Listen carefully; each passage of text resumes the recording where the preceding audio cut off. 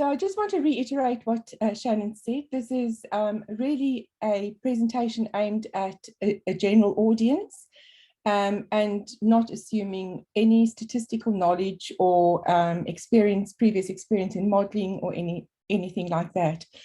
However, in follow-on sessions that I'm sure that Shannon will talk about later, we will cover all different parts and aspects of BN modeling. So don't be concerned if you wanted something more technical. There'll be lots of opportunities to do that.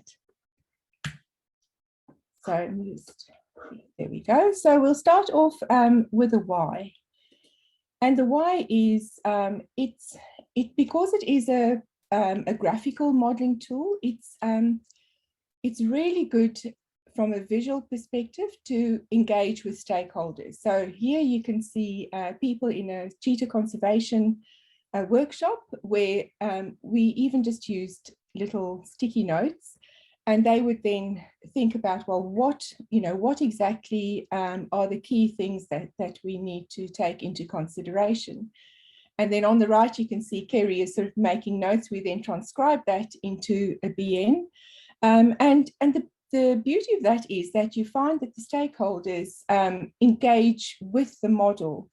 And a lot of the complexity that you would typically have with other types of modeling are hidden from people. So it's a very inviting way to model. And you take your stakeholders along with you for the entire journey, from the time that you initially interact through to model development and testing, so to test the veracity of the network. The other amazing thing, and I said a bit at the start, making sense from chaos, is that when you want to model a system, you can use absolutely all the information that's available to you to give you the best possible picture and perspective of what you are trying to model.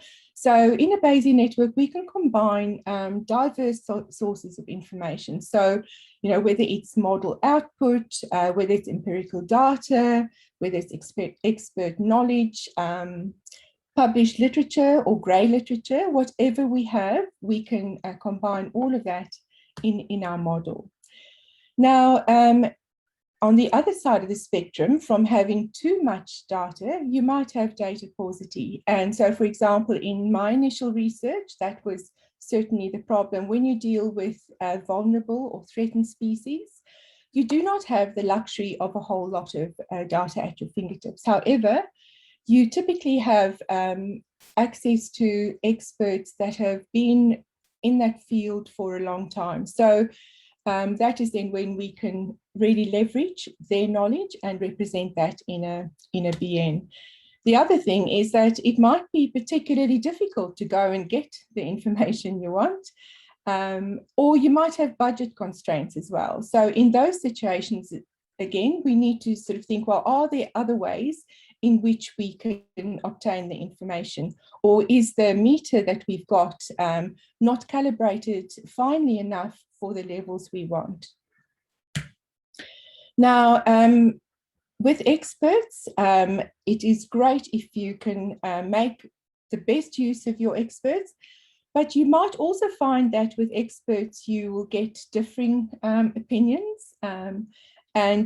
And the important thing that I mentioned there, a quote from Keith, is that the fraction of experts who hold a given view is not proportional to the probability of that being correct. And that was an experience we actually found in a workshop working with cheetah conservationists, where the majority had a certain view and one person had a different view. And having been given the opportunity to explain why their view differed, the others were on board with it. So you don't always have to all come to the same conclusion. It's good to also have different perspectives and look at the model from these different points of view. So how would we use expert knowledge? Well, first of all, to actually to elicit what are the main factors that are key to what we're modeling. How do they interact with each other?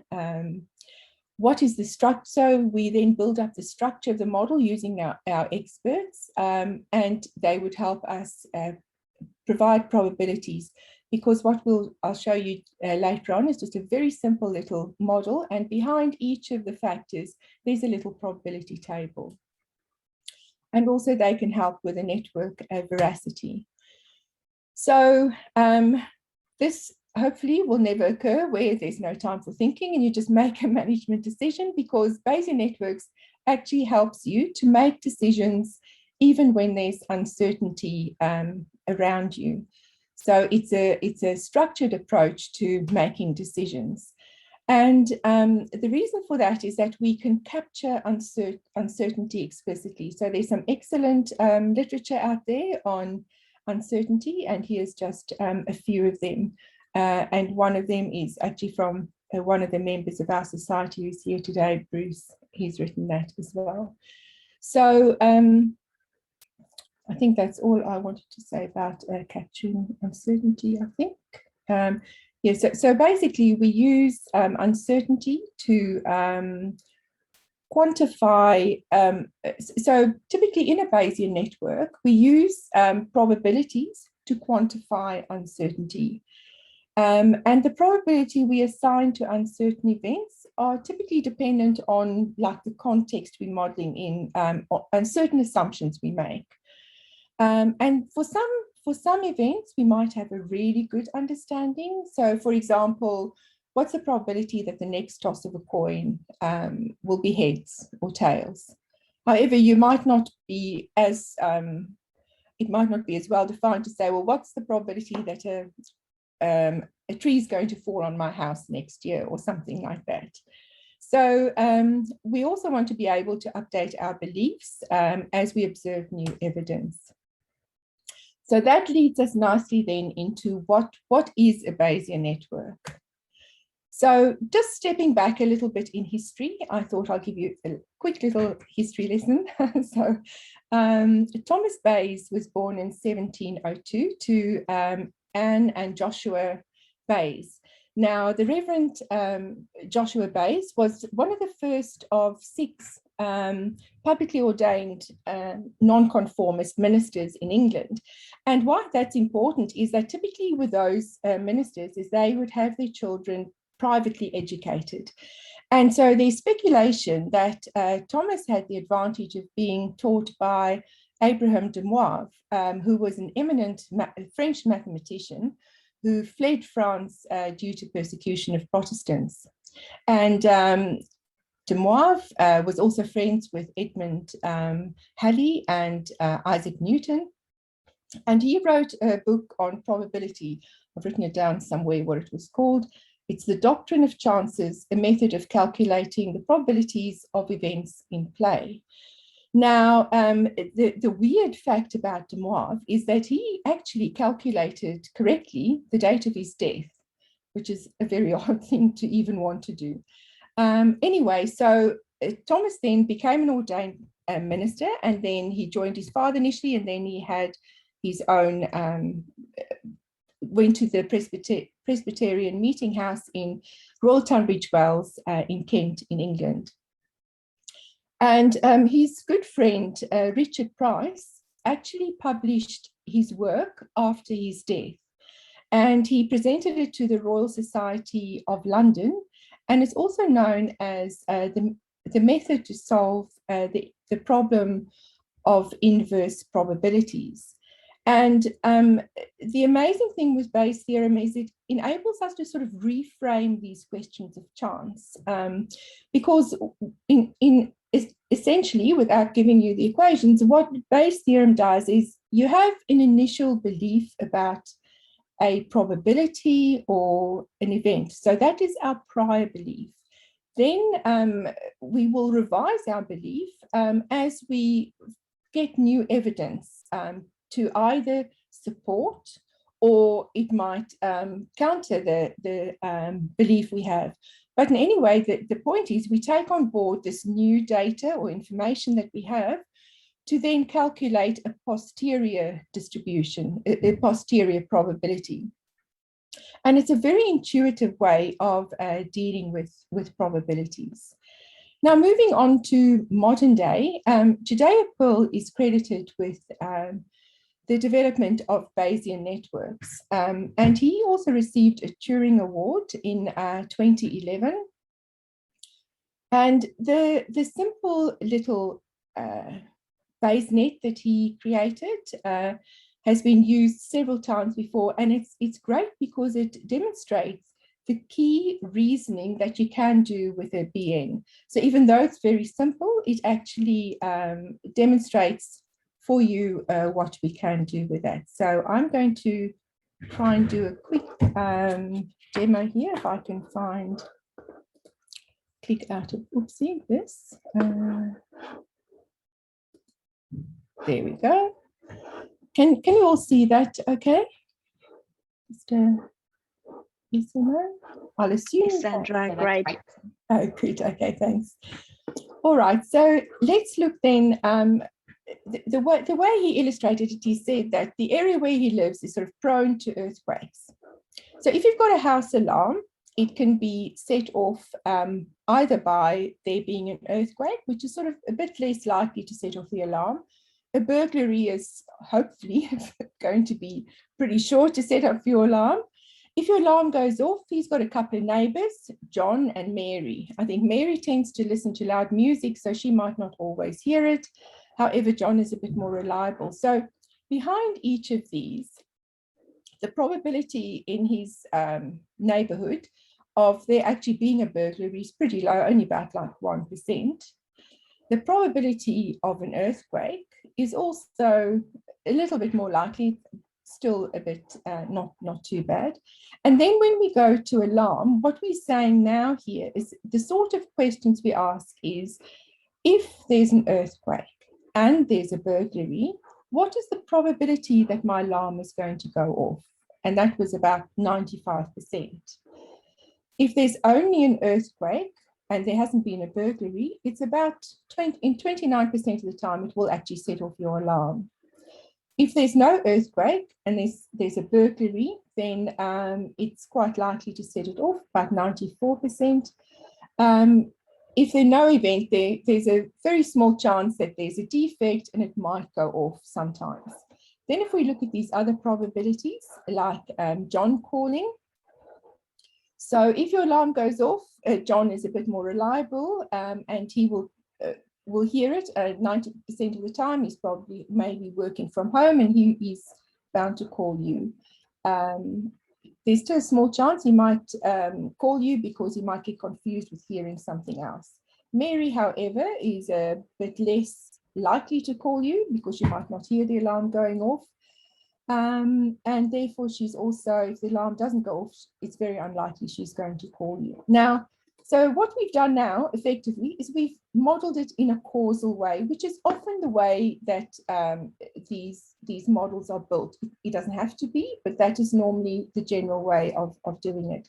So we can now run this little model, and we can ask certain questions. So we can ask, for example, in a diagnostic way, if there's a burglary, so if I just say, yes, there is a burglary, so I enter evidence in there, you can see now it's saying, what is the probability that John will call me? What's the probability that Mary will call me?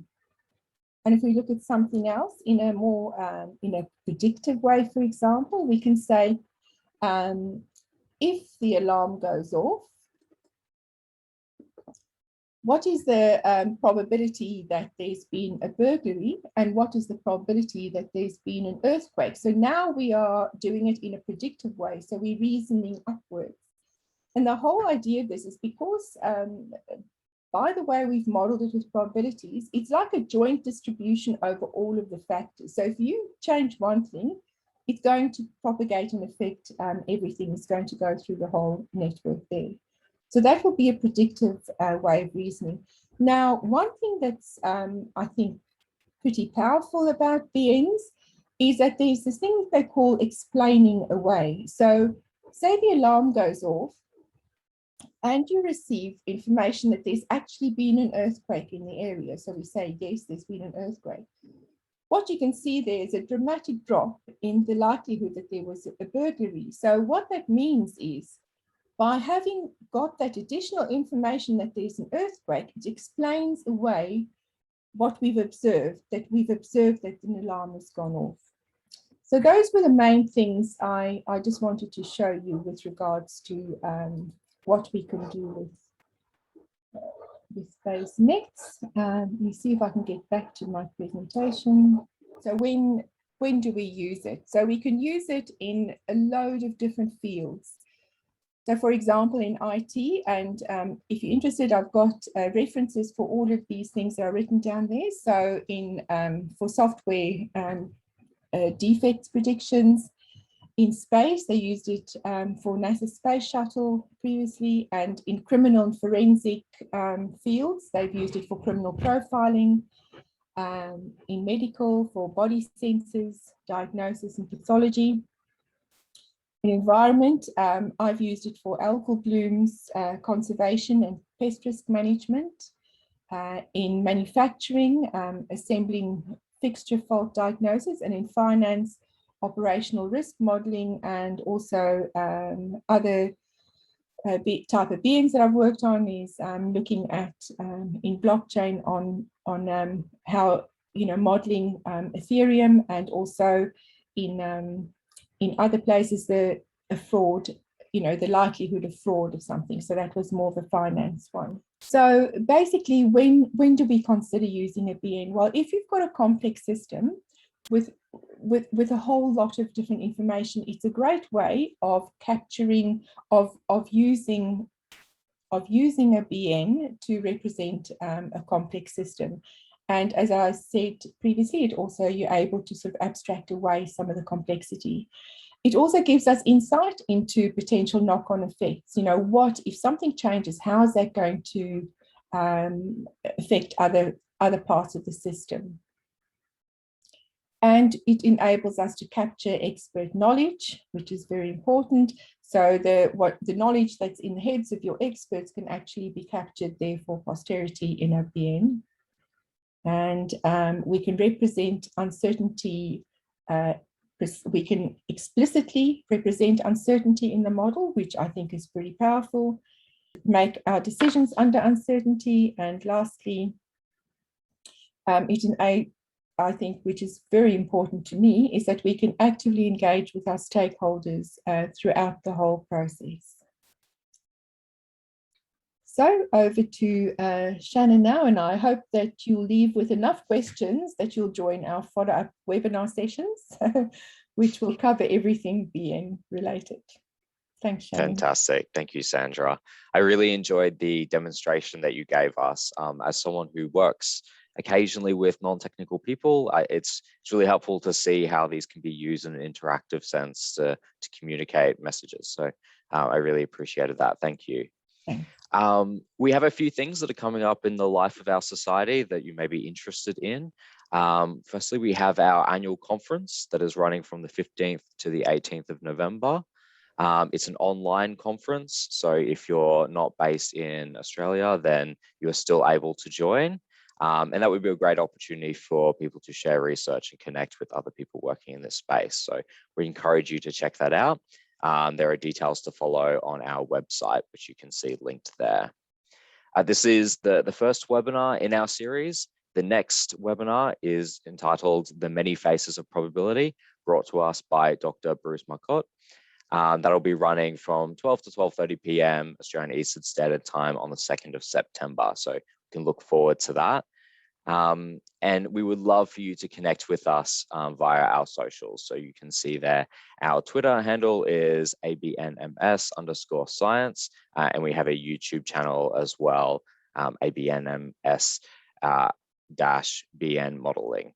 And please connect with us and join our mailing list, contact@abnms.org.